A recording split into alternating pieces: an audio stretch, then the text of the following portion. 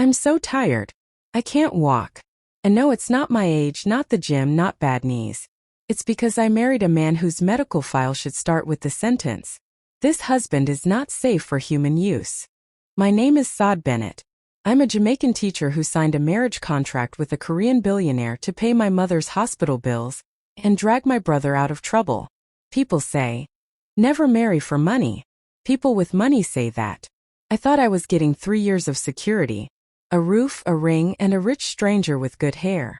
Instead, I landed in a mansion with padded walls, bedroom doors that lock from the outside, and a husband who can't sleep unless he almost kills the person lying next to him. 3 wives came before me. All 3 ran. None of them lasted 6 months. On my 4th night in that house, I found out why. I went downstairs for a glass of water. He was in the kitchen, barefoot on cold marble, shirt open, chest heaving like he'd just sprinted through a storm. His eyes hit me like I was oxygen after drowning. "Go back to your room," he said. I said, "I'm your wife, not your tenant." That's when his voice changed. Low, tight, dangerous. "I'm trying very hard to be a gentleman right now. Don't test my limits." 1 minute I was arguing. The next minute I was in his arms, carried up to a room I had never seen before. Thick padded walls. No windows. A heavy door that locked from the outside with a click that felt like a sentence. By morning I could barely stand. My legs shaking, my body screaming, my head spinning. I opened the door, staggered into the hallway, and turned back to really look at it. Military locks. Biometric scanner. Soundproofing. That wasn't a honeymoon suite. It was a containment unit. A few hours later, a doctor walked in with a calm face and a medical bag and told me the truth. My husband had tested an experimental stamina drug on himself. The side effects were permanent. He was the most insatiable man I had ever met. And I wasn't just his wife. I was his last treatment. You think you've made bad choices for love? Sit down. You are about to feel very, very normal. Before we go any deeper, let's get something straight. This channel is not for people waiting on a prince. It's for people who've signed things they shouldn't have, stayed in things too long, and loved people who were bad for their health. If you know what it feels like to stay because you don't have the luxury to leave, if you've ever chosen the bill that gets paid and the dream that has to die this month, hit subscribe right now. Don't just listen to Sada's story. Feel it, nod along, and then scroll away like the 3 wives who disappeared before her. If this already made you raise an eyebrow or tighten your chest even once, you owe this video 1 click. Subscribe, hit like, and stay with me because from here on the choices get uglier, the stakes get higher, and the line between love and survival gets very, very thin. Now let's go back to where it really started. Not in that padded room. At a desk with a pen and a contract that looked like salvation. Before I ever met him, I was already tired. Not the I need a nap kind of tired. The kind where life sits on your back with both feet and dares you to complain. By 26, I was teaching English in London all day, working evenings at a corner shop, and sending money home to Jamaica so my mother could keep breathing and my brother could keep pretending he'd fix it this time. My mother was lying in a hospital bed with tubes and machines, apologizing for being sick like she'd chosen it off a menu. "Don't worry, Saad," she said on video calls, voice thin but steady. "The doctors say is just a little procedure. A little procedure that cost more than everything I'd ever saved in my life." My brother was on the other line every other week. "Sis, I just need a little help. Just this once. Lawyers say if we pay quick, it won't go on my record. After this, I swear I'll be good." Life was a group project where I was the only one doing the work. Rent, remittances, debt, guilt. So when I walked into that marriage agency, understand, I wasn't chasing butterflies. I was chasing receipts. The office was too clean. You know that expensive clean where even the air feels ironed. White glass door, gold letters. Global life partnerships. Not marriages. Partnerships. We love a careful euphemism. A woman in a pale pink suit greeted me with a professional smile that didn't quite reach her eyes. "Welcome," she said. "Do you have an appointment?" "No," I said. "But I have bills." She laughed the way people laugh when they're paid to and waved me to a chair. We went through the checklist. Name: Saad Bennett. Age: 26. Citizenship: Jamaican.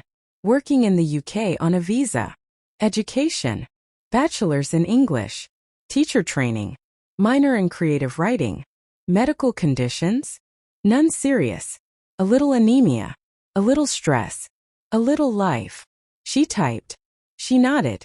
She didn't flinch when I said the word desperate. Why are you interested in an international partnership? She asked. I looked her dead in the eye. My mother is in a hospital in Jamaica. My brother is about to ruin his future for the third time. I am drowning in debt. I'm not here for romance. I'm here for survival. She stopped pretending then. Something softened, call it respect, call it recognition. All right, Miss Bennett, she said. In that case, I may have a match for you, but it's intense. Intense how? I asked. I already have stress. I don't need recreational stress. High reward, she said. High expectations. She turned the screen toward me. Name Seo Jin Hwan. Age 34. Occupation CEO JH Biopharm South Korea. Status. Never married. Private. High-value client. His photo might as well have been ripped out of a K-drama poster. Sharp jaw. Dark focused eyes. The kind of man who looks like he smells expensive and sleeps in a suit. Under spouse benefits. My brain stopped reading in sentences and started seeing zeros. Full medical coverage for my immediate family. Immediate debt clearance. Education fund for dependents. Monthly allowance big enough to make my landlord fall in love with me. What's the catch? I asked because there's always one. She smiled. That careful, lawyerly smile. Mr. Seo has specific requirements, she said. Nothing illegal. Just demanding. He works extremely long hours. High stress. He values health and stamina in a partner. Stamina, I repeated. For what exactly? In all aspects of life, she said smoothly. He's very health conscious. I reached for the contract. Pages and pages. Legal language so dense it could stop a bullet. Residency requirements. Confidentiality. Expected public appearance at events. Discretion clauses. I was half skimming, half praying when one line practically jumped off the page and slapped me. Section 7C. Spouse agrees to undergo regular medical evaluations to monitor physical stamina and compatibility. My eyes narrowed. Physical stamina and compatibility for what? I asked. Routine wellness checks, she said a little too quickly. Blood tests. Stress tests. Sleep tracking. Mr. Seo has a demanding lifestyle. Is he sick? I asked. Because this sounds like he's sick. She hesitated. A small controlled pause. His work is intense, she said. He pushes himself very hard. Any deeper medical details will be shared once the agreement is in place. Once the agreement is in place. Meaning sign first. Ask questions later. Look, I said leaning back. I'm not stupid. This doesn't sound normal. Miss Bennett, she said softly. No one comes here because life is normal. You are young, educated, physically healthy, and highly motivated to support your family. That combination is extremely attractive to someone in Mr. Seo's position. Desperate is attractive now? I asked dry. To certain men, yes, she answered. It means you take the partnership seriously.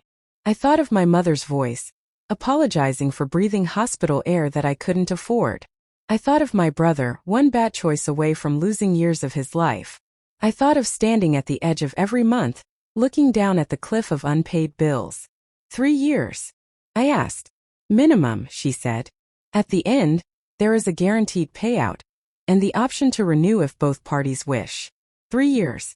3 years to pull my family out of the fire. 3 years to buy my mother time she might not otherwise have. Does he care about love? I asked, surprising myself. She blinked. Love, she said, is optional. Loyalty is not. There it was. The truth dressed up in business casual.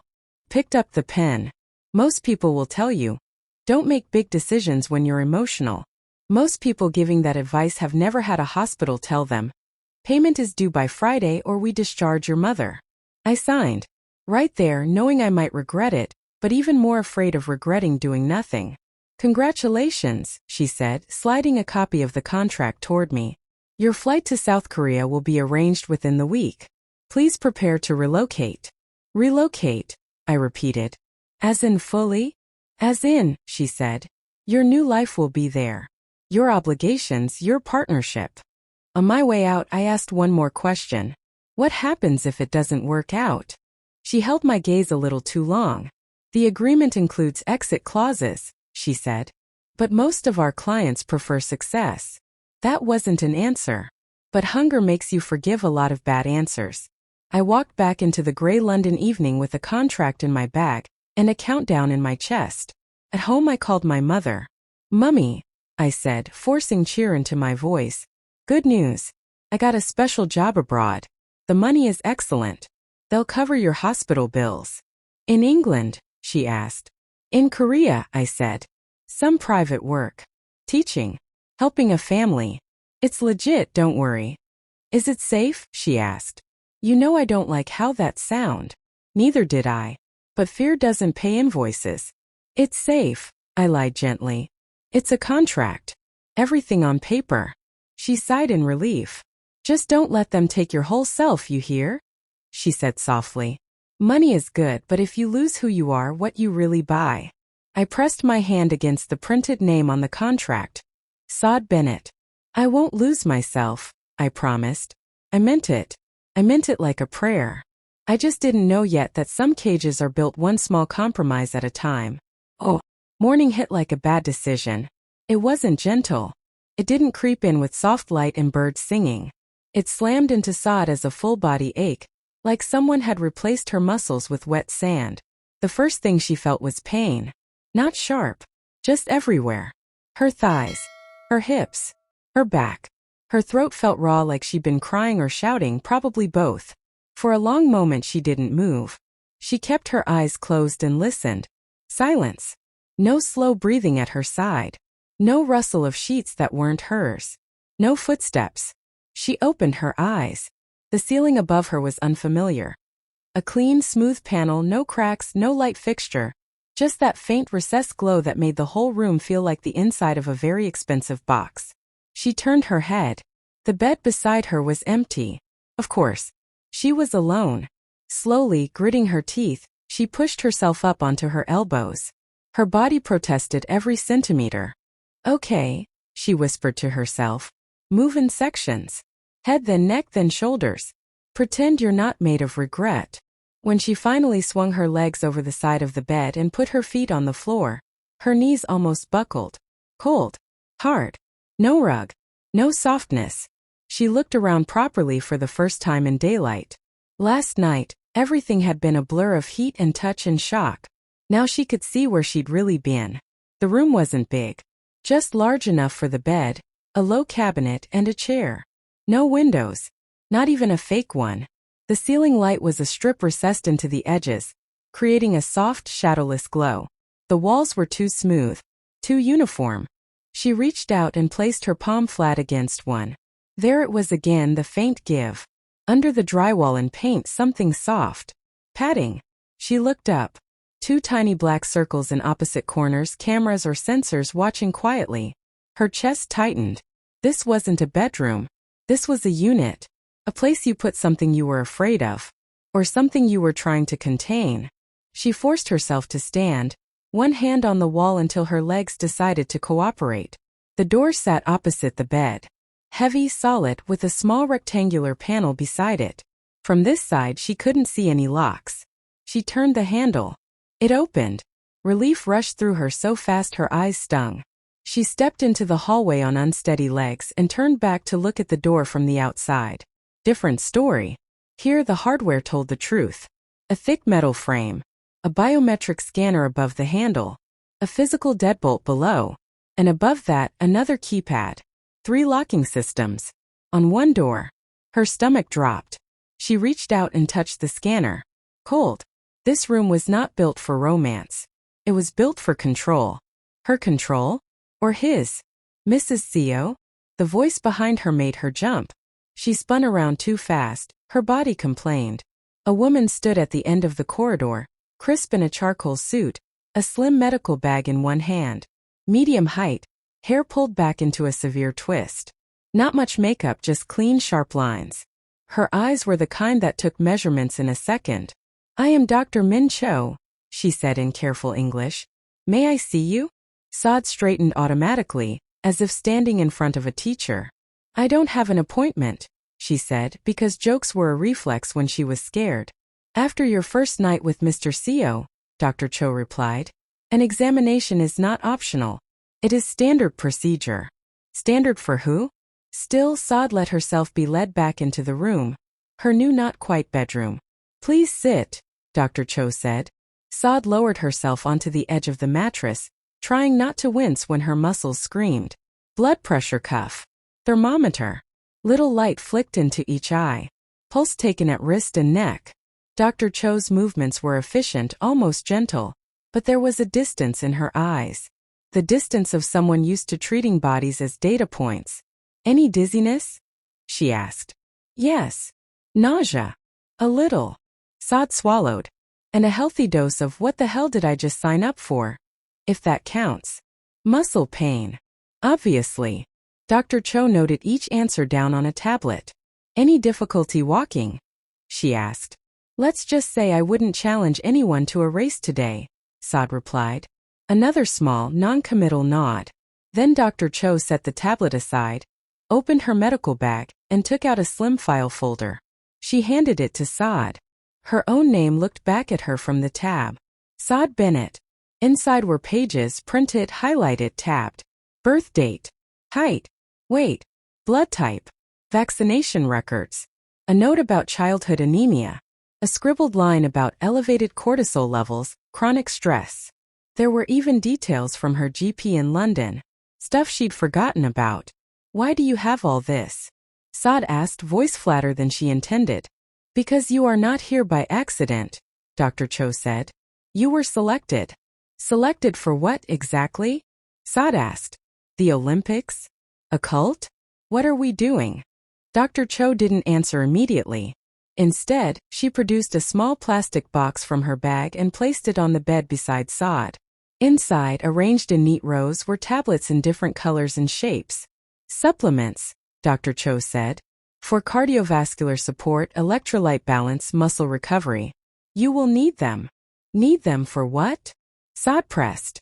Dr. Cho exhaled slowly, the smallest sign that this part of her job wasn't her favorite.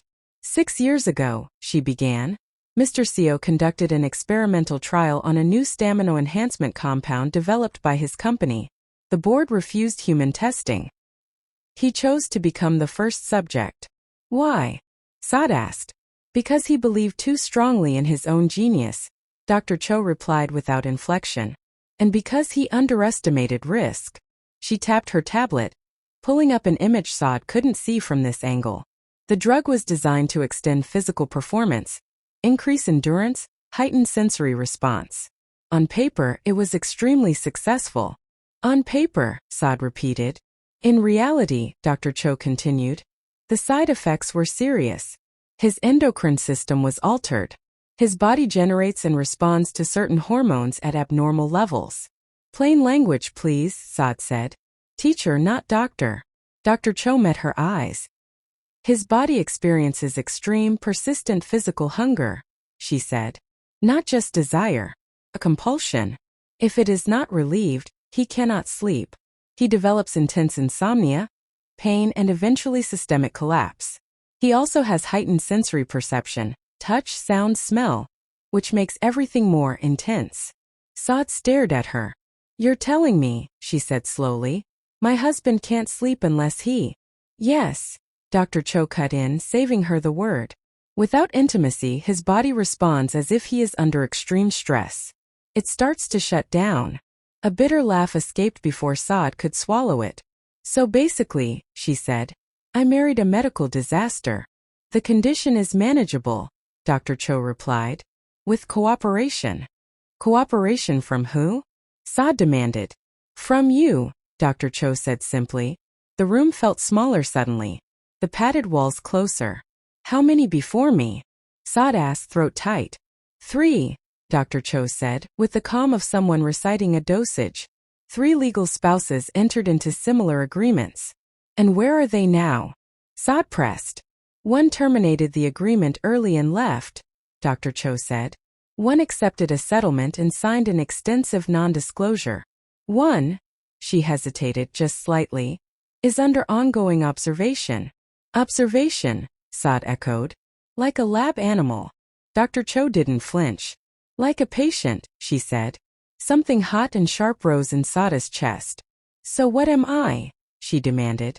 Another patient? An unpaid nurse? A full-body prescription. You are the first partner, Dr. Cho said carefully, with a physiological profile that suggests you may be able to endure his condition over an extended period.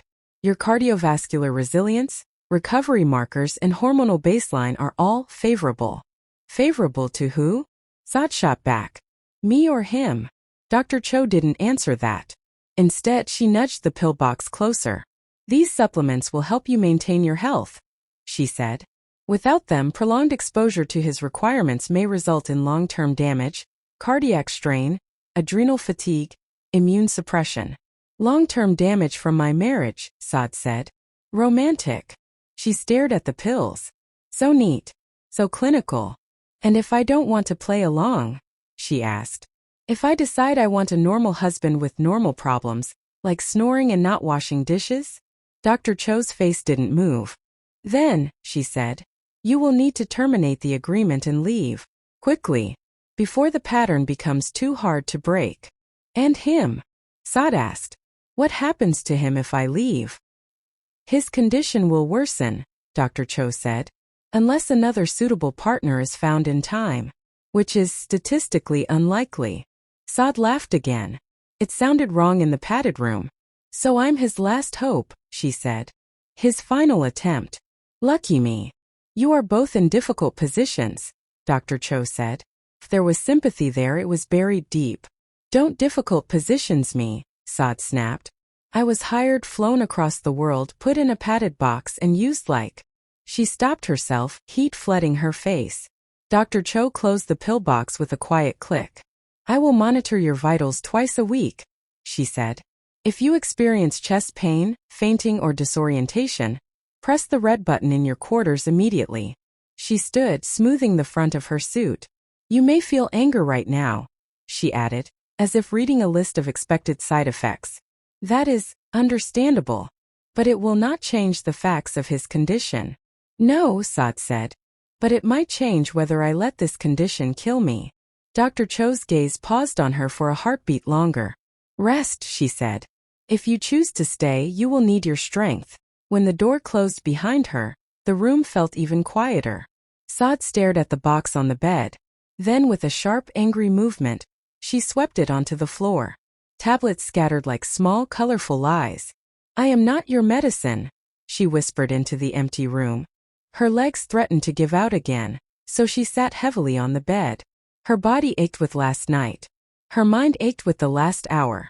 Somewhere in this house, her husband was going about his day, signing deals, answering emails, maybe sipping coffee, while she sat in a padded cell, deciding whether to be his cure or his next casualty. After a while, anger started to settle into something sharper. Resolve. She stood up, slower this time, and headed for the door. If he wasn't going to bring the truth to her, she would drag it out of him herself. Because if this was a partnership, then it was time one partner stopped hiding behind fine print. She didn't knock. Somewhere between the pills on the floor and the throbbing in her legs, something in Saad snapped into place. Not calm. Not peace. Just a very clear thought. If I'm going to drown, I'm at least going to look the ocean in the face. The house felt different now that she knew what lived inside it. The walls weren't just walls. They were insulation between her and the truth. The quiet wasn't just wealth. It was secrecy. She followed instinct more than memory, padding down hallways she'd only half noticed before. Down one flight of stairs. Then another. Past artwork that looked expensive and said nothing. She found his office by the way the staff avoided looking at its door. Big double doors, darker wood than the rest, with a simple brass handle and a small keypad to the side. Saad tried the handle. It opened. Inside, the room was large but not extravagant. It had the stripped-down feel of a place where someone actually worked. One whole wall was glass, looking out over a slope of trees. Today they were gray-green under a dull sky. The opposite wall held shelves, books, files, a few awards. In the middle, a wide desk. Behind it, her husband. Seo Jinhwan looked different in daylight. No sweat. No half-open shirt. Today he wore a dark suit and a white shirt with the top button undone, like he'd started formal and relaxed a fraction. He was on a call, headset in one ear, eyes on a document. His Korean came out rapid, clipped, precise. For a second, Sa just watched him. This was the man her signature had tethered her to. The man whose choices had turned bodies into side effects. He looked up mid-sentence and saw her. There was a tiny hitch, a blink, then his gaze sharpened. He held up a hand, the universal 1-minute gesture, finished his sentence and ended the call. He took off the headset, set it aside and leaned back slightly. "You should be resting," he said. "And you," Saad replied, "should be in handcuffs, but here we are." His eyebrow twitched. Not offended. Amused maybe. Or impressed. "If you're here to shout at me," he said, "you picked the right time. My schedule is clear for the next 20 minutes. She walked in, muscles protesting with every step, and closed the door behind her more forcefully than necessary. "Don't worry," she said. "I don't need 20 minutes to say what I have to say." He watched her cross the room, eyes dropping briefly to the stiffness in her walk, then back up. His jaw tightened. "Did I hurt you?" he asked quietly. Same question as the first night in the kitchen. "Yes," she said. "But not the way you think." She stopped in front of his desk, planting her hands on the polished surface. "Dr. Cho visited," she said. "Gave me the grand tour of your medical horror story. The drug. The side effects. The wives. The stamina evaluations." His mouth pressed into a line. "She had no right to." "She had every right," Saad cut in. "Someone in this building needed to tell the truth." Silence stretched. He lowered his gaze for a second, then met hers again. "What do you want to know?" he asked. "Why?" she said simply. "Why would you do that to yourself? And why drag me into it without telling me what I was walking into?" He leaned back in his chair, eyes flickering to the trees outside, then back to her. "Pick one," he said. "Those are two different questions." "Fine," she snapped. "Start with you." "Why?" He was quiet for a moment, fingers steepled. 6 years ago, he said slowly. "We were on the verge of a breakthrough. The board was nervous. Investors were impatient. The models looked good, but no one wanted to take the first step. So I did." "Because," she pressed. "Because you're brave? Because you're reckless? Because you like playing God?" A humorless smile curved his mouth. "Because I was raised to believe," he said, "that I had to be irreplaceable. My father dropped dead at 52 in the lobby of his own building. By the time we buried him, the board was already talking about the transition. I decided no one would ever talk about me like that. So you thought, let me become the product," Saad said. "Brilliant." "I thought," he corrected, "if I'm the one who proves it works, they can't cut me out." He shrugged, a small bitter movement. "I was right," he added. "Just not in the way I expected. And now you can't sleep without," she gestured, searching for a word that didn't make her flinch. "Draining someone." He nodded once. "Yes. And you didn't think that was something I should know before I signed a contract?" she demanded. His gaze didn't waver, but something in it darkened. "You read the contract," he said. "The clauses were there. Stamina evaluations is not the same as hope you like being a full-time human sedative," she snapped. He exhaled through his nose. It wasn't quite a sigh. "I didn't lie," he said. "I just didn't tell you everything." She laughed. Sharp, incredulous. "You dragged me across the world into a padded room, into your bed, and then only after that let your doctor explain that my job description includes, try not to die while he uses you to stay alive. But technically you didn't lie, so that makes it fine." He flinched just slightly at the way she phrased it. "I knew," he said quietly, "that if you saw the worst part of me first, you'd run. Like the others. And if I saw it later," she shot back. "What then? I'd be what? More attached? More invested? Too guilty to leave." His silence was answer enough. She shook her head. "You didn't give me a choice," she said. You decided for me that my desperation for money was consent to this. He stared at her, hands now flat on the desk as if he needed the contact with something solid. I didn't want you to look at me, he said, voice rougher. The way they did. Like I was a monster that happened to be wearing a suit. Then maybe, she replied. Don't act like one. For the first time since she'd met him, his composure cracked. His eyes closed briefly. When he opened them, the CEO mask was thinner.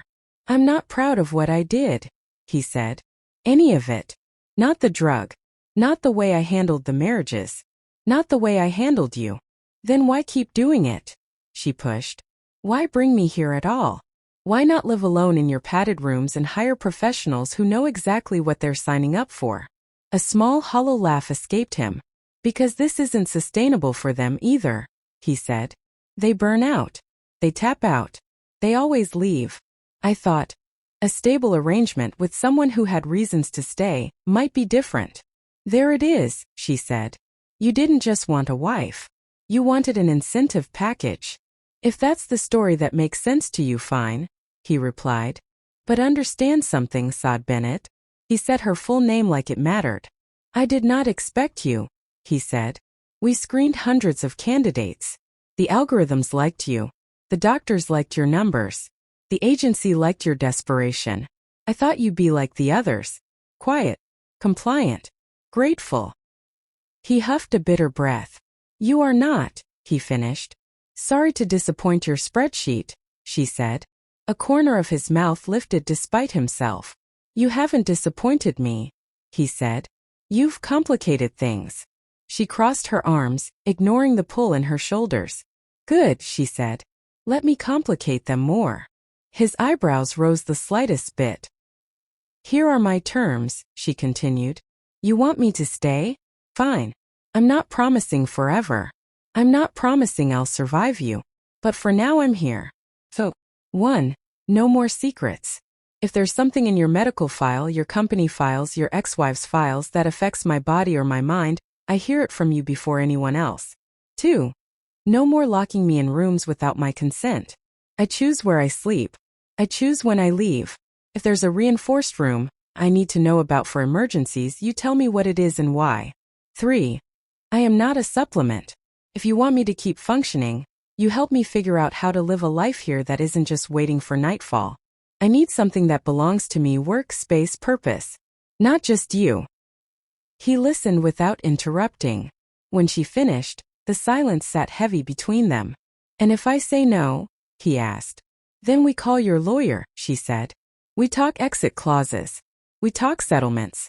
We talk about how much it costs to send me and my guilt back to London. The faintest flicker of panic passed behind his eyes at the word exit. He masked it quickly, but she saw. He leaned forward, elbows on the desk, fingers laced. All right, he said. No more lies. Start proving it, she replied. He studied her for a second longer. Then he nodded towards the chair opposite him. Sit, he said. If it hurts too much to stand. I'm fine, she lied. Sit anyway, he insisted. Too tired to argue, she lowered herself into the chair, grateful she didn't wobble this time. He turned his tablet around, unlocked it, and slid it across the desk towards her. On the screen, a list of folders. Medical, legal, research, personal. Pick one, he said. Ask your questions. She didn't reach for it. Not yet. Her body ached. Her pride burned. Her fear sat coiled in her stomach. But something else stirred too. A tiny stubborn thought. If I have to be in this story, I am at least going to know all the chapters. She leaned forward, tapped the folder marked Medical Personal, and said, Let's start with how much time you actually have. He didn't flinch when she tapped Medical Personal.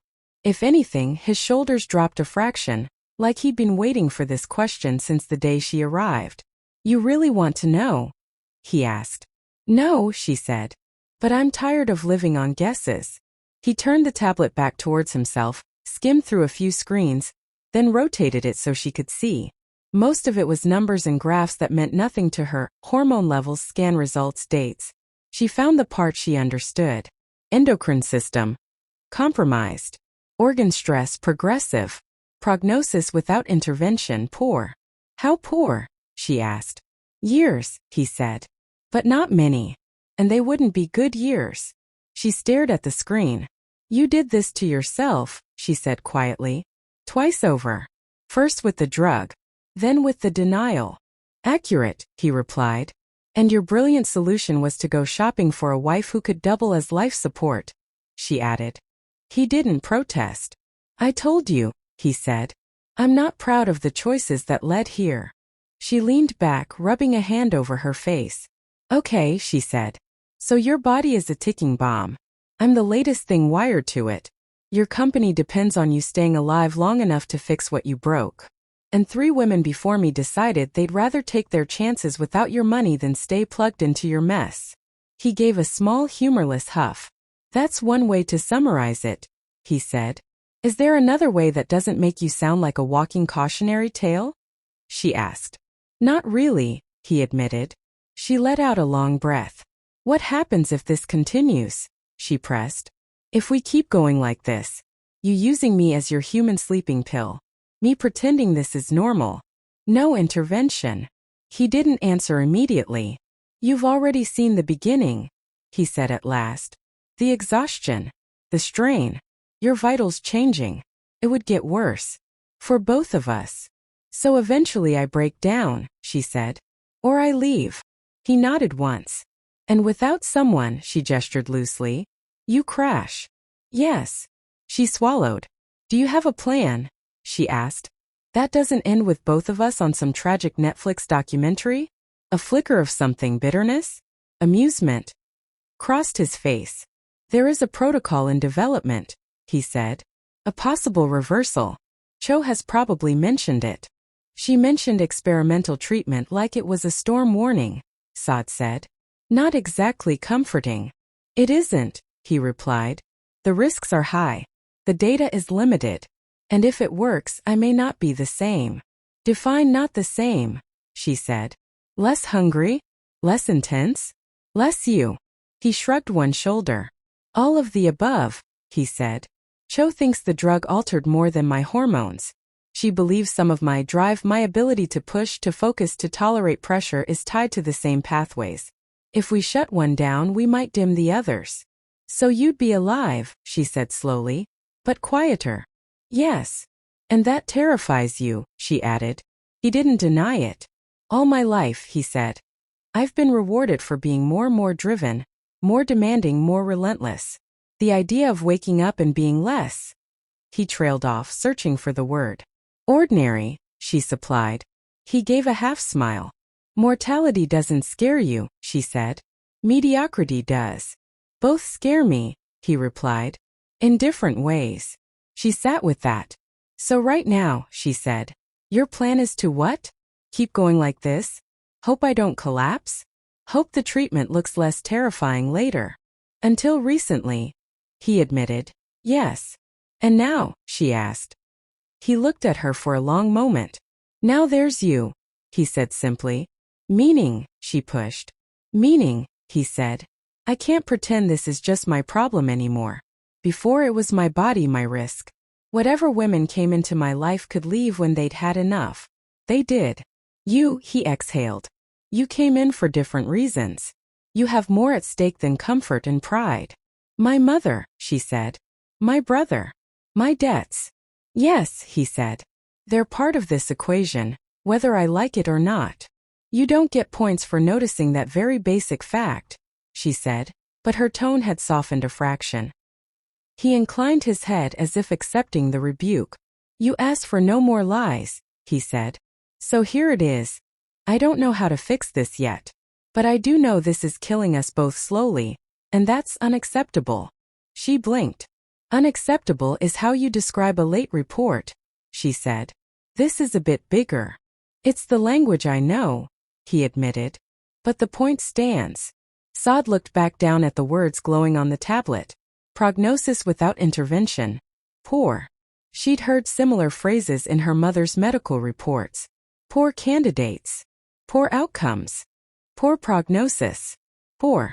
Always poor. In health. In money. In chances. Her throat closed for a second. You know, she said quietly. My mother told me not to lose myself doing this. She's right, he said. You're agreeing with my mother now? She asked. Brave. A small smile flickered at the corner of his mouth, gone as quickly as it appeared. What do you want, Saad? He asked then. Not just from me. From this. From your life. Assume for a moment that money and contracts and my condition were temporary problems. What remains? The question caught her off guard. Nobody had asked her that in years. Not what she could endure. What she wanted. It wasn't a question with an easy answer. Images flickered through her mind. Her mother on a porch, not in a hospital. Her brother on a construction site, actually working, not hustling. Kids in Jamaica holding books that weren't falling apart. A small library, she said, surprising herself with the words. Back home. Nothing fancy. Just a place where kids can read something that doesn't smell like damp or outdated exams. He studied her face. A library, he repeated. Yes, she said, feeling strangely exposed. With shelves that don't wobble and lights that work and maybe a fan that doesn't squeal. That's my big dream. Not a yacht. It's a good dream, he said. Don't say it like it's charming and unrealistic, she warned. I'm not, he said. I'm saying it's specific. That matters. She frowned. Why? Because people who know exactly what they want are harder to manipulate, he said. They can tell when something takes them closer to it, or farther away. And where does this mess fall? She asked. Closer or farther? He held her gaze. That depends, he said, on whether we let it end at survival or make something else out of it. She leaned back, tired of metaphors. Right now, she said, I'm not thinking about libraries. I'm thinking about not having a heart attack. Then let's start there, he said. Cho will have an updated protocol for you. We'll adjust schedules. We'll build in real rest. If you're going to make any decisions about my future, it won't be while you're half dead. You're assuming I want to be involved in your future, she pointed out. He didn't look away. I'm hoping you will be, he said. But I'm not assuming anything anymore. She saw it then, not just guilt or shame, but something she hadn't expected to see in him. Fear. Not of dying. Of being left. Here's what I can promise, she said. I'm not going to make any decisions while I'm this tired. That includes leaving and saving you. Fair, he said. And you, she added. We'll call Dr. Cho and talk about that experimental treatment like a grown man who knows his choices affect more than his reflection in the mirror. He nodded once. She's been yelling at me about it for months, he admitted. Good, Saad said. Tell her you've acquired a backup voice. He actually smiled then, small and crooked. I've noticed, he said. She stood, testing her legs. They still complained, but not as loudly as earlier. I'm going back to my room, she said. To rest. Not to be stored. He rose too. Saad, he said. She paused at the door. What? I am sorry, he said. For what? She asked. Be specific. I'm a teacher, I grade detail. A breath of a laugh escaped him. For bringing you here without letting you truly choose, he said. For the pain. For the fear. For making you carry the weight of my mistakes on top of your own. It wasn't a perfect apology, but it was more than she'd expected. Don't apologize with words alone, she said. Apologize with changes. He nodded. I'll try, he said. Try harder than you tried your test drug, she replied. She opened the door, then glanced back. And one more thing, she added. Yes. Stop asking, did I hurt you? Like you don't already know the answer, she said. The question is, are you going to keep doing it? She didn't wait for his reply. In her room, the pill box still lay on the floor, tablets scattered like secrets. She stared at them for a long moment, arms crossed. Then she bent down slowly, gathered them up and put them back in the box. I'm not taking these for you, she murmured, snapping it shut. I'm taking them for me. So that when I walk away or stay, it'll be because I chose it, not because I collapsed. She set the box on the nightstand. Her phone buzzed. A message from her mother. How is the job? Are they treating you good? Saad lay back on the bed, phone on her chest, staring at the ceiling. Her fingers hovered over the keyboard. She typed. It's complicated. But the money is coming. They're covering everything. Breathe easy. She added a heart and sent it. Then to herself she whispered, "Don't lose yourself. Don't lose yourself. Don't lose yourself." The words felt like a spell. Or a warning. Maybe both. Days turned into something that looked like a routine if you squinted hard enough. Breakfast arrived on a tray. Vitamins. Water. Something light that didn't upset the cocktail in her system. Then came the check-ins. Blood pressure. Heart rate. A few pointed questions from Dr. Cho, who had the bedside manner of a spreadsheet. Fatigue level today? On a scale from I could climb stairs to bury me now. Somewhere in the middle, Saad would say. The nights were still the nights. The difference now was that they were no longer built on silence and denial alone. There were rules. "We need boundaries," Saad told him one evening, sitting on the edge of her bed in loose cotton pajamas, pill box on the nightstand like a judgmental little witness. He was standing by the window, jacket off, sleeves rolled, tie gone, looking too much like a man in a movie and not enough like a cautionary tale. The dim light softened the angles of his face, but not the tension in it. "Boundaries," he repeated. "Yes," she said. "Rules. Guidelines. Things people in healthy relationships pretend to have and we actually need." "You think this can be healthy?" he asked, one eyebrow lifting. "I think if we don't try, it will definitely be the opposite," she replied. "So, listen." He did. "First," she said, "we use safe words." His mouth twitched. "This is not a game, Saad," he said. "Exactly," she replied. "Which is why we need language that cuts through panic. If I say stop, it means stop. If I say enough, you move away even if your body is screaming to keep going. No negotiation. No, just one more minute." His jaw tightened, but he nodded. "All right," he said. "What word?" She thought for a second. "Library," she said. He blinked. "Library," he repeated slowly. "Yes," she said. "It's my dream. It's calm. It has chairs. And if I yell library in your ear and you keep going, I will know I'm not safe with you and we're done." He absorbed that, then nodded again. "Library," he said. "Understood." "Second," she continued, "we schedule rest days." "Rest days?" he echoed, like she'd suggested they take up synchronized swimming. "Yes," she said. "Days when nothing happens. No matter how badly your body wants it. You walk. You work. You shower. You sleep alone. You take medication, do breathing exercises, stare at the ceiling, whatever. But you let my body catch up. That is not." He stopped, searching for the word. "Comfortable. Neither is having my soul leak out of my ears from exhaustion," she shot back. "Pick your discomfort. One is temporary. The other is permanent." He rubbed a hand over his face. "How many rest days?" he asked. "2 a week," she said. "Non-negotiable." "2," he repeated like it was a shocking number. "You can do hard things," she said dryly. "You tried to rewire human biology. You can manage a weekend." His mouth curved despite everything. "Fine," he said. 2. "Third," she said. "You stop treating the reinforced room like a default and start treating it like what it is. An emergency measure." "It's the safest place," he said automatically. "For who?" she asked. "You or me?" He didn't answer that. "You don't lock me in there because you're scared of yourself," she continued. "If I choose to go there, that's my decision. Not yours. The key belongs to me." He studied her face, something like respect mixing with reluctance. "You don't trust me with your safety," he said. "I don't trust you with my choices," she corrected calmly. "Safety we can pretend to build together. Choices? Those are mine." He was quiet for a moment. "Anything else?" he asked. "Yes," she said. "You knock. On doors. On walls. On my brain.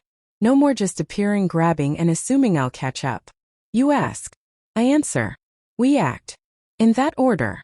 "That is inefficient," he said carefully. "We are not running a factory," she replied. "This is not your company. This is my body. Efficiency is not the goal. Survival is." He nodded once. "And what about you?" he asked. "What are your rules for yourself?" The question caught her off guard. She thought for a minute. I stop lying to myself, she said. Stop saying I'm fine when my hands are shaking. Stop thinking I'm only valuable when I'm carrying everyone else's weight. And, he pressed gently. And, she admitted, voice softer, I stopped confusing sacrifice with love. His eyes flickered. Who taught you to do that? He asked. Everyone, she said. My mother taught me to give because that's what mothers do. My brother taught me to rescue because that's what big sisters do.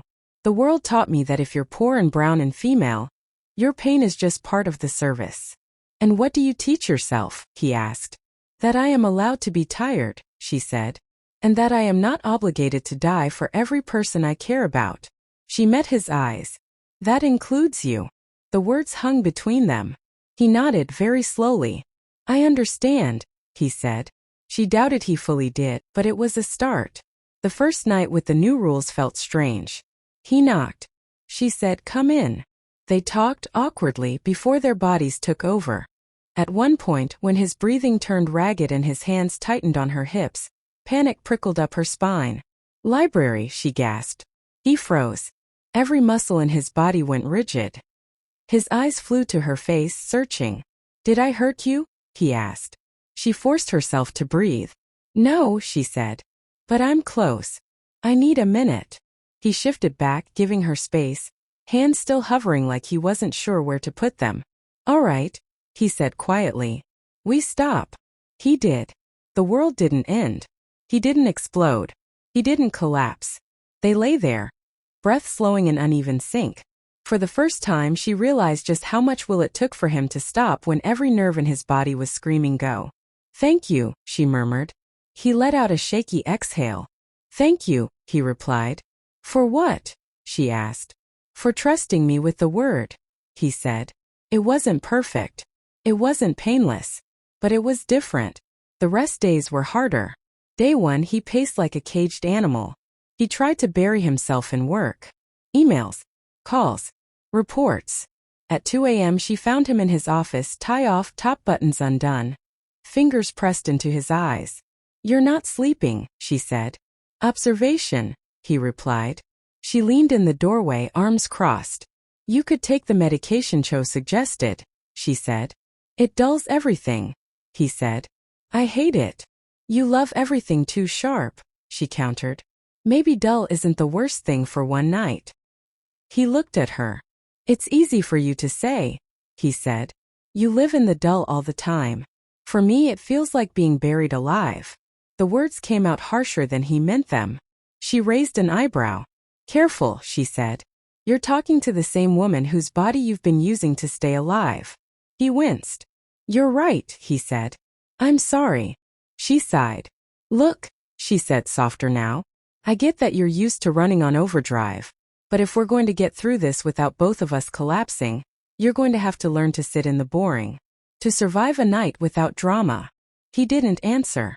She walked over, took the small bottle from his desk and held it out. Take one, she said. For you. For me. For the version of us that might actually live long enough to see what we could be when everything isn't on fire. He stared at the pill in her palm. Then slowly he took it. The first time he slept without her there. He woke up with a headache and a vague sense of having wrestled a bear in his dreams. But he slept. That was something. Meanwhile, Saad started clawing pieces of herself back from the edges of his life. She spoke to Ms. Yoon about helping the younger staff with their English during free hours. Just conversation, she said. Nothing fancy. Within a week, 2 maids and 1 groundskeeper were slipping into her room at scheduled times, giggling, nervous, practicing phrases. My name is. I like. Today I feel. She found herself laughing. Real laughter, not the bitter kind. She emailed her old head of department in London and asked about part-time online tutoring. It wasn't about the money. It was about remembering that her mind could be used for something other than calculating how much of herself she could afford to give. She asked Jean Hwan one evening if she could have a room for herself. Your quarters are all ready, he began. Not that, she said. A space that's mine. Not designed by your decorator. Not padded. A room where I can think and breathe and be something other than Mrs. Seo. He hesitated. The reinforced room, he started. No, she said sharply. Not that. Not yet. Something simpler. A study. A corner. I don't care. Just a place with a door I can close from the inside, where no one touches me unless I invite it. He looked at her for a long beat. Take the small room next to the library, he said finally. He must have registered her surprise. Yes, he repeated. There is a library. No, it's not as nice as the one you want to build.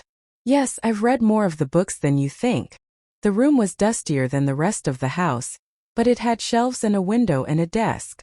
The first time she sat there alone with a notebook and a pen, no one knocking, no footsteps outside, she almost cried. Hello, she whispered to the empty walls. Remember me? Slowly, the woman called Mrs. Seo and the woman called Saad began to overlap again.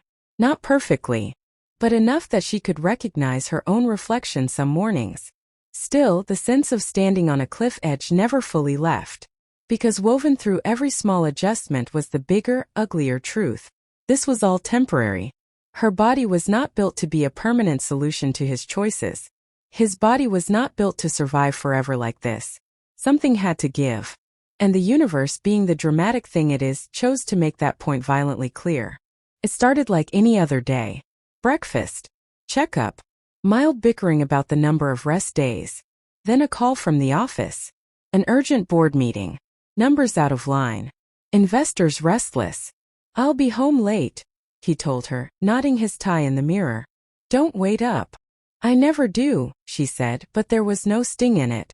The house felt heavier when he wasn't there, but also paradoxically lighter. She spent the evening in her little stolen study, correcting a student's essay about metaphors and thinking about irony. At some point she dozed off in the chair. She woke to screaming. Not human screaming. Metal. The kind of sound a machine makes when something goes horribly wrong. Then shouting. Running footsteps. A loud, sharp crack that registered in her bones as gunfire even before her brain caught up. Her body reacted before her mind did. She bolted upright, heart pounding. The hallway lights outside her study flickered, then turned red. Ms. Yoon's voice exploded in her memory. If the hallway lights turn red and you hear a continuous alarm, you run to the nearest reinforced room and lock yourself in. You do not open the door until someone you recognize resets the alarm in front of you. Another gunshot. Closer. Someone shouted in Korean. Another voice yelled back. Glass shattered down the corridor. She yanked her door open and stepped into chaos. Red lights pulsed, bathing the hall in a throbbing glow. A maid sprinted past, eyes wide, clutching a radio. A guard shoved past in the opposite direction, gun drawn, jaw clenched. Someone saw her. Mrs. Seo, a man shouted. Go. Now. Safe room. Where? She yelled back. Top floor, he barked. The reinforced unit. Move. Her skin went cold. The reinforced unit. The cage. She ran. Pain shot up her legs, but adrenaline drowned it out. Up one flight of stairs, breath burning in her lungs.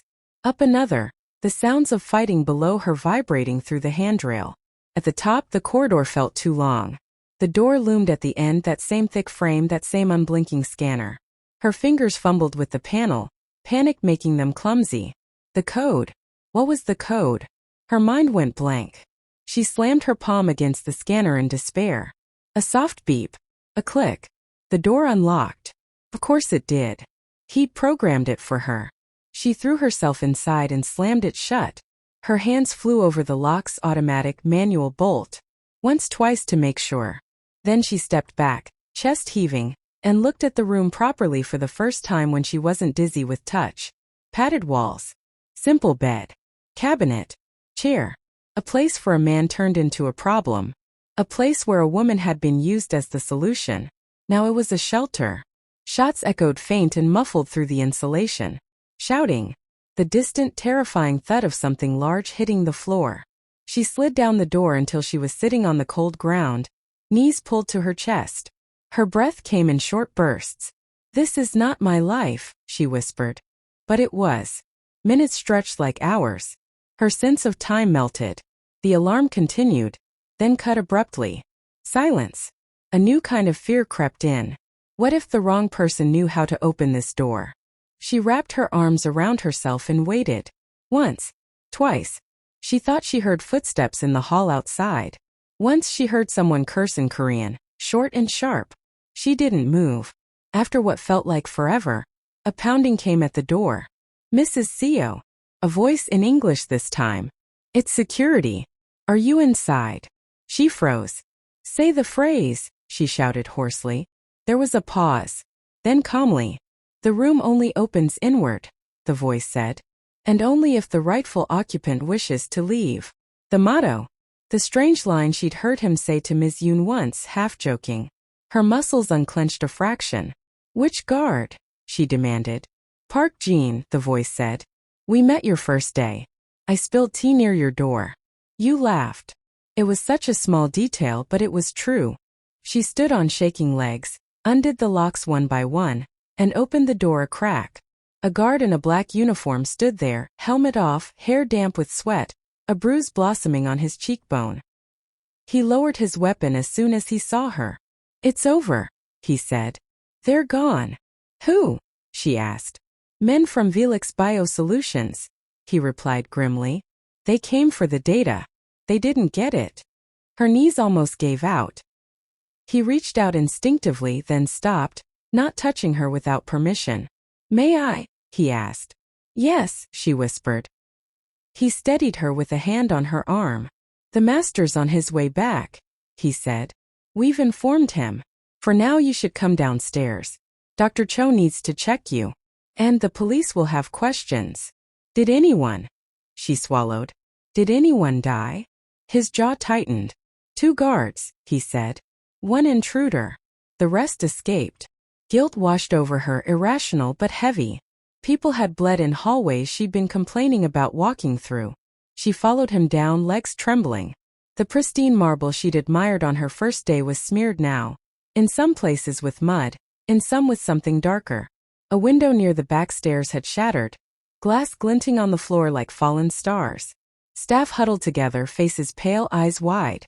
For the first time, Saad saw fear in this house that didn't originate from one man's condition. It came from outside. From competitors. From the value of secrets. Dr. Cho descended on her like a storm with a stethoscope. Any injuries? She demanded, running practiced hands over Saada's arms, checking pupils' pulse. No, Saad said, dazed. Just oxygen and panic. Ms. Yoon appeared at her side. Hair slightly loose from its usual perfect twist. Sit, she ordered, guiding Saad to a sofa that had somehow survived the night. Saad sank down. Her hands wouldn't stop shaking. Was this because of him? She asked no one in particular. Dr. Cho's mouth thinned. This was because his work is valuable, she said. Because men with less conscience and more greed want to weaponize what he created. And they knew you were here, Ms. Yoon added quietly. They would have used you if they'd found you. Saad thought of the way the safe room's door had closed behind her. The way the locks had engaged. The feeling of both imprisonment and protection. I used to think that room was built just to trap me with him, she said, voice low. It was built to keep whoever's inside alive, Ms. Yoon said. Sometimes from him. Sometimes from the world. When Jin Hwan finally arrived, it was in a flurry of headlights and slammed car doors. He walked into the damaged living room like a storm in a tailored coat. His eyes swept over the shattered window, the tired guards, the shaken staff, then locked on Saad. He crossed the room in long strides. For a second, he stopped a meter away, as if unsure if he had the right to touch her. Then the distance snapped. He knelt in front of her and took her face in his hands. Are you hurt? He asked, voice rough. No polite phrases now. Just raw alarm. She shook her head, throat tight. No, she said. I'm okay. His fingers trembled against her skin. Where were you? He asked. When it started? In the study, she said. I ran to the reinforced room. He closed his eyes briefly. Good, he murmured. Good. She pulled back enough to look at him properly. 2 deep lines had carved themselves between his brows. His tie was crooked. His shirt collar was open. For the first time since she'd met him, he looked messy. This is because of your company, she said quietly. Your research. Yes, he said. No deflection. And as long as you're in this world, she continued, this could happen again. Yes, he repeated. He didn't try to soften it. She nodded once. Then I'm not crazy for wanting out of it alive, she said. Something in his expression broke, just a little. I'll sell it, he said abruptly. She blinked. What? The company, he said. The patents. The research. I'll step down. I'll dismantle the division that did this. They can't break into what doesn't exist. You can't just, she began. Yes, he cut in. I can. I built this. I can burn it down. Dr. Cho made a small sound of protest. You can't destroy all of it, she said. Some of it can still help people. I'm not handing this power to anyone who would use it like this, he said, gesturing at the broken glass, the bruised faces. If that means walking away from everything I've built, so be it. He looked back at Saad. I won't lose you to this, he said. Not to bullets. Not to laps. Not to the version of myself that thought any of this was worth the cost. She stared at him. You'd give it all up, she asked. Just like that. His jaw clenched. Not just like that, he said. I'll fight the board. I'll be sued. I'll be called unstable. But yes, I'll rather be the madman who burned his own empire than the genius who let it kill his wife. The word wife landed heavier now than it had the day she signed. Sada's chest hurt in a new way. You can't give up everything for me, she said. He gave a small tired smile. Watch me, he replied. The decision was reckless. Imperfect. Late. But for the first time Saad believed one important thing. He wasn't just trying to survive anymore. He was trying to change. Over the next few days the house moved like a person after a stroke, trying to remember how to be normal with half its body still in shock. Windows were boarded. Glass was swept. Blood was scrubbed until marble shone again. But you don't unsee bullet holes. Security doubled. New systems were installed. More cameras. More codes. More silent men with careful eyes. Saad watched it all and felt a strange mix of things. Safer. And more trapped than ever. Because under every "for your protection," there was an unspoken "from the problems I created." True to his word, Jean Huan started dismantling the life he'd worshipped. The first time she overheard him on a call with the board, his voice was empty of its usual corporate polish. No, he said. I'm not negotiating this. The division is shutting down. Sell what you can under ethical conditions. Destroy what you can't. I don't care how much money we lose. A man's voice squawked back through the speaker, outraged. You'll be ruined, it shouted. We'll be ruined. I was already ruined 6 years ago, he replied. You just like the profits too much to notice. He hung up. He caught Sada's eye in the doorway but said nothing. That was how the next weeks went. Big moves, small words. Lawyers came and went, faces tight, briefcases heavier on the way out. Articles began to appear online. Rumors, speculation, half-truths dressed as news. Biopharm CEO steps down amid controversy.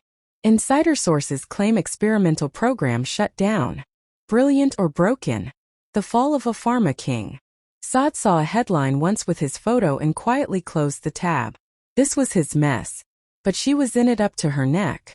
One morning, after yet another legal meeting, he came to find her in her little study. He didn't knock. He stood in the doorway until she looked up, then raised a hand in apology. Sorry, he said. Force of habit. Breaking habits is the theme of the month, she replied, capping her pen. He stepped inside, closing the door behind him. I met with Cho, he said. About the treatment. Her chest tightened. And, she asked. It's worse than I thought, he said plainly. And better than I deserve. If it works, the hunger goes. The damage might stop. But, he hesitated. But, she prompted. Best case, he said. I live with a weaker system. Slower. Less edge. Worst case, it kills me. Quickly. No more slow decline. Just off. She stared at him. You said you'd burn your empire, she said. Now we're talking about burning you. Yes, he said. Apparently I have a talent for overcorrection. And what do you want to do? She asked quietly. He leaned against the wall, arms crossed. What I want, he said. I want to keep everything. My drive. My intensity. My position. My life. You. All of it. No trade-offs. Reality? She asked. Reality, he said, does not care what I want. She was silent. He watched her for a moment. You said something the night of the attack, he continued. You said I couldn't give up everything for you. You were wrong. She shook her head. I wasn't, she said. You walking away from a company is one thing. You gambling your life is another. This isn't just about you, he said. This is about me not wanting to die as the man who turned himself into a monster and used women as bandages. Her eyes flashed. You're not a monster, she said. You're a man who did monstrous things to himself and then to others. There's a difference. Monsters don't feel this bad about it. That distinction, he replied, won't matter from a hospital bed or a grave. She stood slowly. Look at me, she said. He did. I didn't survive your hunger, she said. Just to watch you lie down and let the rest of it finish the job. I didn't walk into your mess, bleed for it, scream through it, only to clap politely while you choose the most dramatic exit. I'm not afraid of dying, he said. I know, she replied. That's the problem. You are terrified of living as anything less than legendary. Normal scares you more than a flat line. His jaw tightened. You think I should take it, he said. The treatment. I think, she answered. If you love me even half as much as you say you do when you can't sleep without touching me, you will fight for a version of you that can stand next to me without feeding on me. He swallowed. And if that version is small, he asked. Muted. Forgettable. If that version laughs with me over stupid jokes, she said, and takes out the trash without being asked, and doesn't wake up every night feeling like he's about to explode, I'll take him over this one. He stared at her like he was trying to memorize her face. What if the hunger goes? He said quietly. And with it, whatever part of me makes you want to stay? She blinked. Do you really think, she asked, that I am only here because your body won't shut up? He didn't answer. Listen carefully, she said. If the only reason I'm staying is intensity, this ended months ago. I'm here because under all that noise I see a man who is finally trying not to eat the people he loves. I am staying for that man. Not for the one who thinks he's interesting because he can't stop. Silence stretched between them. You're asking me, he said at last, to let go of the only version of myself I've ever trusted. I'm asking you, she said, to trust yourself without the damage. To trust me enough to believe I won't walk away just because you stop feeling like a loaded gun. His eyes glistened for a second. He blinked it away. All right, he said. We'll schedule it. You're serious? She asked. Yes, he said. We tried living with my mistakes. Now we try cutting them out. Fear and relief crashed through her at the same time. Okay, she breathed. Okay. Don't say it like you're the one going under anesthesia, he said. In a way I am, she replied. If this works, I lose the version of you I've been surviving. I don't know who wakes up. He stepped closer. Whoever he is, he said softly. If you're still there when I open my eyes, he'll be better than me already. She looked up at him, at the man who had dragged her into hell, and was now offering to walk himself to the fire. Don't make this poetic, she muttered. It's surgery, not a movie. A little poetry never killed anyone, he said. Your drug almost did, she shot back. He huffed a quiet laugh. Fair, he said. The weeks that followed were ugly. Hospitals again. Forms again. Pre-op tests. Consultations where doctors spoke in probabilities and percentages. 50-50. Saad repeated once after a particularly cold meeting. So you're telling me we're flipping a coin with your life. The odds are better than when I took the drug, he said. I didn't even have that. That's not comforting, she replied. The night before the procedure, they sat together on his bed, not touching for once, just sitting. I was wrong, he said suddenly. About what? She asked. About wanting to be irreplaceable, he said. About thinking that being needed like this was power. She waited. Needing you like this, he continued. Begging you to survive me, begging my body to behave, none of that is power. It's pathetic. It's human, she corrected. Power is not the ability to go without people. It's the courage to admit you can't. He looked at her. I don't deserve you, he said. She rolled her eyes. That's not your call, she replied. My standard's my problem. He smiled faint. If I don't wake up, he began. Stop, she cut in immediately. We're not doing goodbye speeches. But if you don't wake up, she said, voice firm, then I will be very angry, very sad, and eventually, I will live. That's it. End of story. No dramatic widowed martyr nonsense. I refuse to let your bad decisions take my whole life too. He exhaled. And if I do wake up different? He asked. She was quiet for a moment. Then we meet again, she said. Properly this time. Without contracts in the background and hunger on a timer. He nodded. Okay, he said. We meet again. In the operating room under harsh lights and colder air. He looked smaller without his suit. Just a man in a gown with an 4 in his arm and fear in his eyes. Last chance to run, he joked weakly. Don't tempt me, she replied, squeezing his hand. I'm already tired. Chasing another man would finish me. He chuckled once. Then the anesthesiologist pushed something clear into the line. His grip tightened around her fingers. Stay, he murmured, lids growing heavy. I'll be here, she said. And then he was gone. Not dead. Just gone. Whatever machinery his mind used to spin constantly finally went silent. Hours blurred. Waiting room chairs were not designed for women holding 2 lives in their chest. Saad paced. Saturday. Stood. Sat again. Read 3 pages of a magazine without seeing any words. At one point, she took out her phone and stared at her mother's contact. She didn't call. There was nothing her mother could do from a hospital bed in another country except worry and pray, and Saad already had that covered. Finally, Dr. Cho appeared. For a split second, Saad couldn't read her face. Then she saw the tiny slack in the doctor's shoulders. He's alive, Dr. Cho said.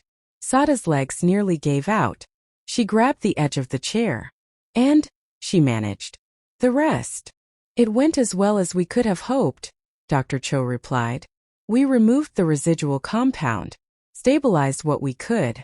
The hunger response is gone. Gone. Saad echoed as if she'd used the wrong word. Medically speaking, Dr. Cho said. Psychologically we'll see. He'll be groggy, weak, maybe disoriented. It will take time. Will he still be him? Saad asked, hating how small her voice sounded. In the ways that matter, Dr. Cho said, which was either very wise or very evasive. But he may feel emptied at first. Do not panic. We expected this. Panic is literally my brand now, Saad muttered. She followed Dr. Cho down long white halls that smelled like antiseptic and expensive machines. He was in recovery, pale against white sheets, an oxygen cannula under his nose, monitors beeping steady, slow beats. Lines tethered him to bags of clear fluid. He looked fragile. Not like a powerful CEO. Not like a monster. Just a man whose body had finally called his bluff. Saad stood by the bed and watched his chest rise and fall. She felt no dramatic rush. No cinematic music swelled. Just a quiet, bone-deep exhaustion. Hey, she said softly. You did it. Idiot. His eyelids fluttered. For a second, nothing. Then they opened, unfocused. She watched realization return in fragments.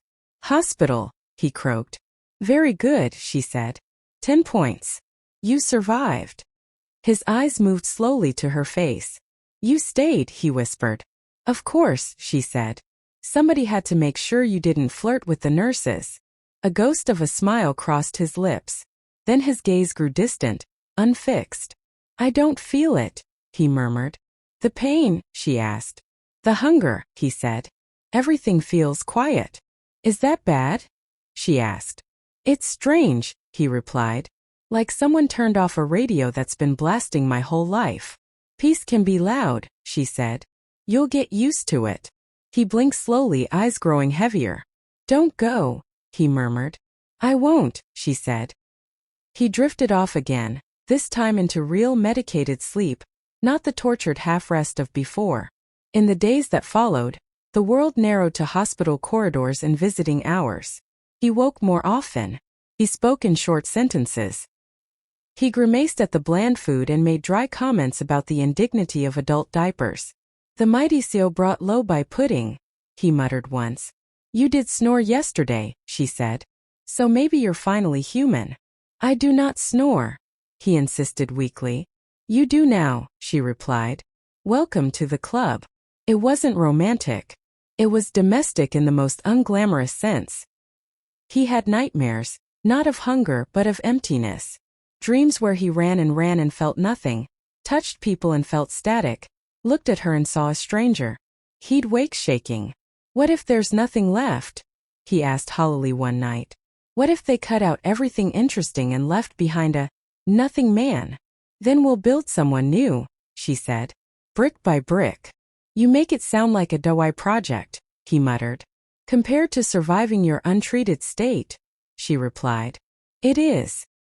He tried to push her away once on a particularly bad day. Leave, he said. You did your part. You got your money. You survived the worst of me. You don't have to chain yourself to this. I didn't survive your hunger, she said quietly. Just to abandon you now that you're finally trying not to devour everything. Why? He demanded. What do you get out of staying with a man who might never be enough again? Maybe I'm tired of too much, she said. Too much fear. Too much adrenaline. Too much drama. Normal is starting to look sexy. He laughed then, startled and rusty. The first time they were intimate again weeks later it was almost awkward. No desperate edge. No sense that his body was about to implode. Just two people, cautious, rediscovering each other. He touched her like she might break. She held him like he might vanish. Is this okay? He asked more than once. She realized then how much he'd relied on urgency as proof, of desire, of love, of existence. It's more than okay, she said. It's slow. It's human. I can feel my toes. I like it. Afterward, they didn't collapse into immediate sleep. They lay there, breathing, talking quietly about ridiculous things. Her students' essays, his failed attempts at cooking in college, the time he almost fainted giving a speech at 18. For the first time since she'd known him, she realized. Intimacy wasn't a weapon in his hands anymore. It was a language they were both still learning. He still had sharp edges. He still had pride, stubbornness, and a talent for control. But the volume was lower. He could fall asleep without clutching her like a life raft. He could wake up without scanning the room for the nearest way to relieve the pressure in his own veins. He could sit on the couch and watch something stupid without thinking of it as wasted time. He could, once in a while, simply be. And Saad, bone-deep tired, scarred in ways tests couldn't measure, could finally start to believe that love did not have to feel like being slowly eaten alive. The first time she stood in front of a mirror and saw herself not as the wife of an insatiable man, but as Saad still here. She almost didn't recognize the woman looking back. There were lines at the corners of her mouth that hadn't been there a year ago. But there was also a steadiness in her eyes she'd never seen before. She raised her phone to take a picture, then stopped. No. Some moments you keep off the record. When he was strong enough to stand for more than a few minutes without swaying, he came to find her in the library. His steps were slower now. Less prowling. More walking. Busy? He asked from the doorway. Always, she said, but smiled. Come in. He did, hands in his pockets, looking almost shy. I met with my mother, he said. Oh, she replied cautiously. Did she approve of the new, slightly less homicidally intense you? She said I look softer, he replied. Then asked if I'd finally learned to listen. And did you? Saad asked. I'm trying, he said. He hesitated. There's someone who wants to meet you, he added. Or see you again, I should say. Who? She asked. Bianca, he said quietly. The name landed between them. You've been in contact? Saad asked. Cho has, he said. For years. Observation, remember? She heard about the attack. About the treatment. She asked about you. About me. Saad repeated. She wanted to know, he said. If you were disappearing, like she did. Or if you were still in there. Saad swallowed. And what did you tell her? She asked. That the jury was still out, he said, half smiling. And that if anyone could answer that question properly, it would be you. He held out a folded paper. An address. time. A small cafe in the city. You don't have to go, he said. But if you want to hear from the woman who survived me first, she's willing to talk. Saad looked at the paper. For a long moment she said nothing. Then she took it. I'll go, she said. Because if there was one thing she knew for sure now, it was this. You don't step out of a cage alone. Bianca chose a table in the corner, back to the wall, eyes on the door. Of course she did. When Saad walked into the little cafe, she spotted her instantly. Bianca was exactly and nothing like the woman in the file. The photos in the basement had shown a glossy version. Hair perfect, makeup sharp, smile wide. The woman sitting at the table now wore her hair in a loose knot. No heavy paint on her face, just tired eyes and a mouth that looked like it had forgotten how to trust a full smile. She stood when Saad approached. Hi, Saad said. I know who you are, Bianca said gently. Saad Bennett. The one who stayed long enough to change him. Saad blinked. That's generous, she said. I mostly survived. The rest was team effort. They sat. For a minute they just looked at each other. The silence not hostile, just full. How long were you there? Saad asked at last. 6 months, Bianca said. It felt like 6 years. How long for you? Long enough to forget what my real voice sounded like, Saad said. Not long enough to give up on finding it again. Bianca huffed a quiet laugh. Accurate, she said. They ordered coffee. Habit for Bianca, necessity for Saad. When the cups arrived, warming cold fingers, Bianca wrapped her hands around hers and stared into the dark surface. Loving him eroded me, she said without preamble. Not all at once. Not with big fights or dramatic betrayals. Just one compromise at a time. Saad, listen. I told myself I was strong enough, Bianca continued. That I could handle his needs. That the money, the security, the way he held me afterward, made up for the way my body shook and my mind blurred. By the time I realized I was disappearing, I didn't recognize the woman in the mirror. She looked up, meeting Saada's gaze. I saw you in those early pictures, she said. The ones in your file. You had that look. Tired but still joking. Still making light of things that weren't funny. That's how I knew he'd found someone like me. Is that supposed to make me feel better? Saad asked, half smiling. It's supposed to make you feel less alone, Bianca said. Saad sipped her coffee. I found your folder, she said. In the basement. Subject 3, Bianca Rivera. Bianca's mouth twisted. Of course, she said. Nothing like seeing your past reduced to charts and notes. Subject reports feeling eroded. They wrote that down, you know. Like erosion was a lab result. It wasn't, Saad said. It was the headline. Bianca nodded. I ran, she said simply. When my hands wouldn't stop shaking even on nights he was away. When I realized I'd stopped dreaming about anything that didn't involve him sleeping. I told myself he'd be fine. That someone else would come. That he'd survive. Or he wouldn't. Either way I had to choose me. Do you regret it? Saad asked. Leaving. Bianca shook her head. Never. Staying as long as I did? Every day. I should have listened to the voice that said, this isn't love, this is labor months earlier. Saad stared into her cup. I almost left, she said quietly. After the pills. After your file. After the break-in. But every time I got close to the door, I saw my mother's hospital bed. My brother's messes. My own reflection. And I thought just a little longer. Just until he stabilizes. Just until I can breathe. And now? Bianca asked. Now he's different, Saad said. The hunger's gone. The company's burning down instead of us. He still annoys me. He still apologizes badly. But he listens. He knocks. She smiled small. Sometimes he even asks how my day was and means it. Bianca studied her carefully. And you? She asked. Are you different? Yes, Saad said. I'm more selfish now. In a good way. Bianca's eyebrows lifted. So you stayed, she said slowly. But you didn't die for him. I came close, Saad admitted. But I stepped back. I claimed rooms. I claimed rest days. I told him no and meant it. I took pills for me, not for him. And when he went for the treatment, I made it clear. If he didn't wake up, I'd live. Not pretty. Not quickly. But I would. Bianca's shoulders dropped a little, as if some tension had been waiting for those words. Good, she said. I worried about you. You don't even know me, Saad said. I know the type, Bianca replied. The girl who thinks love is a full-time job with overtime and no pay. The girl who thinks if she just tries harder, bleeds a little more, he'll finally be okay and then she can rest. She shook her head. Here's the truth I learned the hard way, Bianca said. If you build a relationship on emergency, peace will feel like boredom, and you'll go looking for another fire to prove you're still needed. Saad let that sink in. So what are you saying? She asked.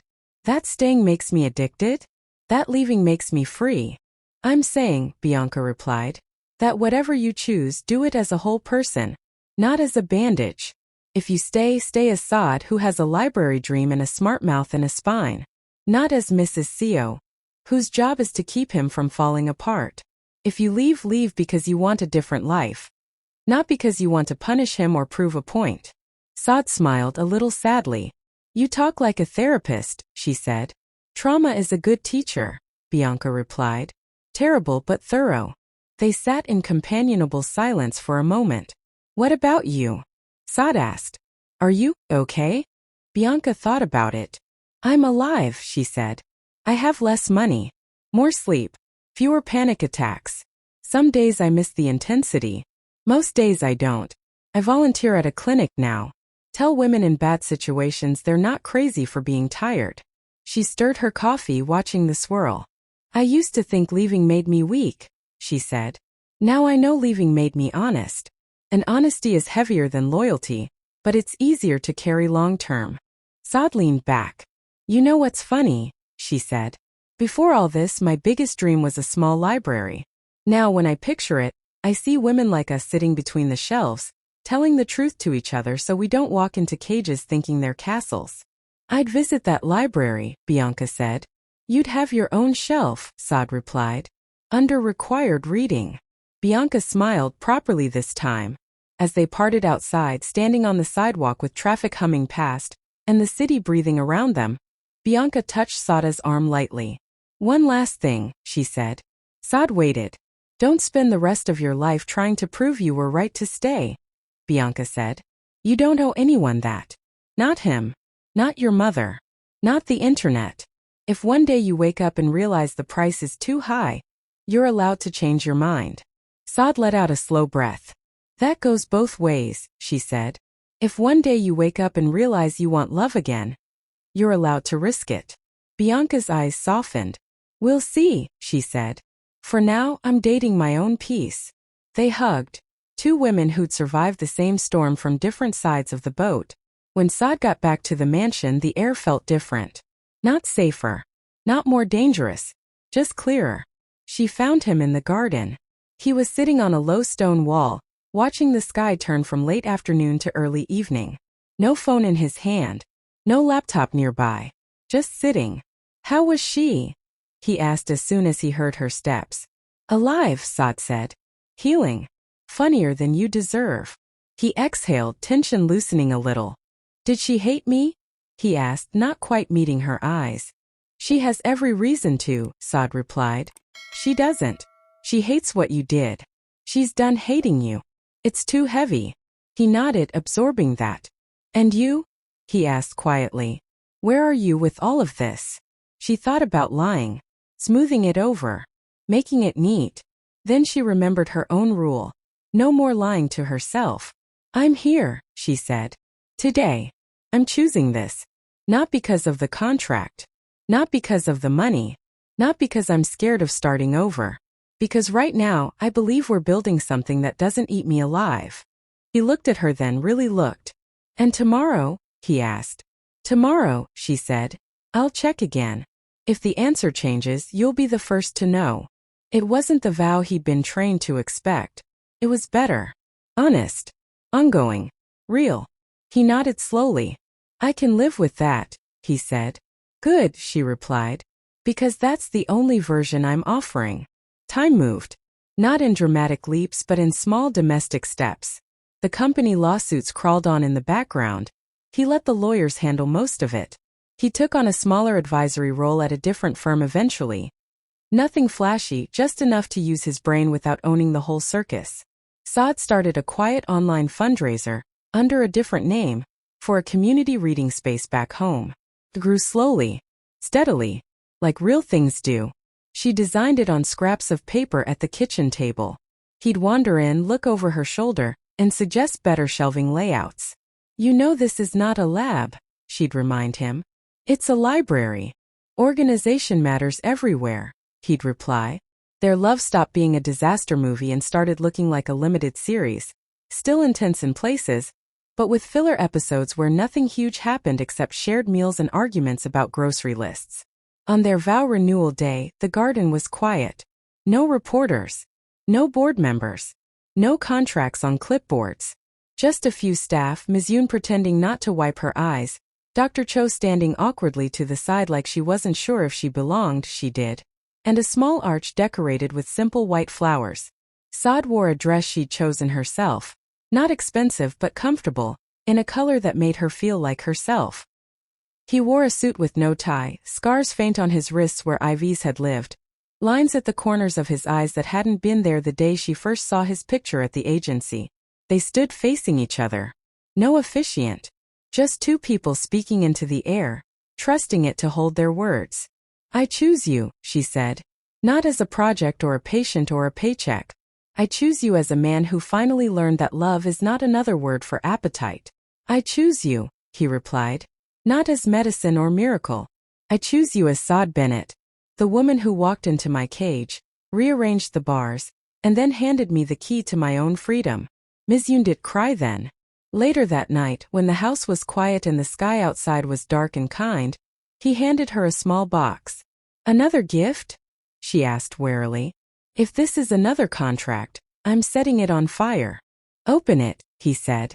Inside, nestled in velvet, was a silver key. She looked up at him. "You're not very original, you know," she said softly. "You already dragged me into your reinforced room." "Not that one," he said. "Come." He led her down a hallway she knew by heart now, up one flight of stairs, then another, to the door that had once meant exhaustion, fear, endurance. The reinforced unit. Except the door was different. The thick panels had been refinished. The keypad replaced with a simpler lock. The biometric scanner was gone. "Try it," he said. She slipped the key into the new lock and turned. The door opened inward. Light greeted her. Not the flat, artificial glow of the old ceiling strip, but real light from a new wide window cut into the wall. Outside, trees moved in the breeze. The padding was gone. In its place, light-colored walls, shelves with books and art supplies, a soft rug, a deep chair, a small desk by the window. Her easel stood in the corner, the one she'd bought second-hand months ago and never had space to unfold properly. "This was my prison," he said quietly from behind her. "The place I locked myself away with my mistakes. The place I locked you away when I was too afraid to tell you what I'd done." She turned to look at him.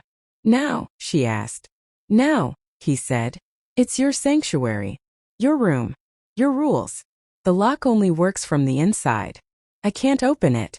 No one can unless you do." She looked down at the key in her hand. Cold, solid, small. "It's still the same space," she murmured. "Yes," he said. "Same walls. Different purpose. Like us." Tears pricked her eyes, uninvited. "You're really giving this up?" she asked. "Your last hiding place?"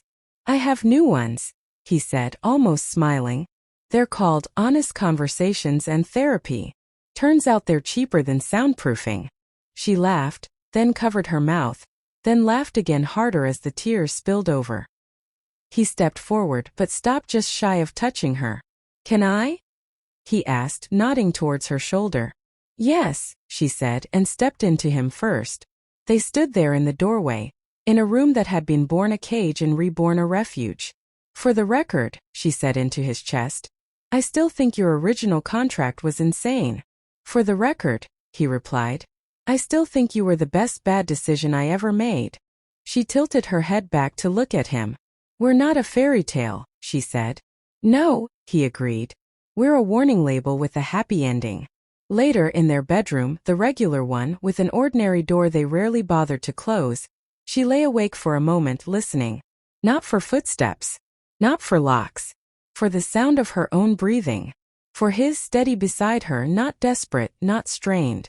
Their daughter gurgled quietly in the bassinet near the bed, one little fist twitching in a dream. Saad stared at the ceiling and thought about all the things that had begun as cages and become something else. Contracts. Rooms. People. Herself. I'm so tired, she thought, and for once the feeling wasn't fear. It was contentment. The kind of tired you earn by living, not by surviving. What began as a prison became a home. What began as hunger became healing. And the girl who signed away her life on a piece of paper in a too-clean office walked out of all of it with something no contract could take. Her name. Her choice. Her key. I was so tired I couldn't walk. But I didn't stay tired forever. I walked into a contract I didn't understand, a house built like a lab, and a marriage that looked like a death sentence. I stayed long enough to see a monster become a man, and a cage become a room with my name on the key. If there's anything you take from my story, let it be this. Don't call it love if you have to disappear to keep it alive. And if you ever find yourself locked in someone else's hunger, make sure when you walk out you still recognize the person holding the key. You've stayed all the way to the end. You heard every bad decision, every sleepless night, every little piece of me I almost left in that padded room. So don't pretend this was just a video. If this story made you think of your own choices, your own cages, your own tired body that kept going anyway, hit subscribe, tap like, and tell the truth in the comments. Would you have stayed? Or would you have run? And if your honest answer is, I don't know, then you understand me better than you think. And that means this story did its job. Oh, end with one line that hints there's more to come on your channel, even if Sada's arc is complete. This story is finished, but the library in my head is full. If you want more messy, grown people love stories with real stakes and real consequences, stick around. The next tale might not have padded walls, but trust me, the hearts in it won't be safe either.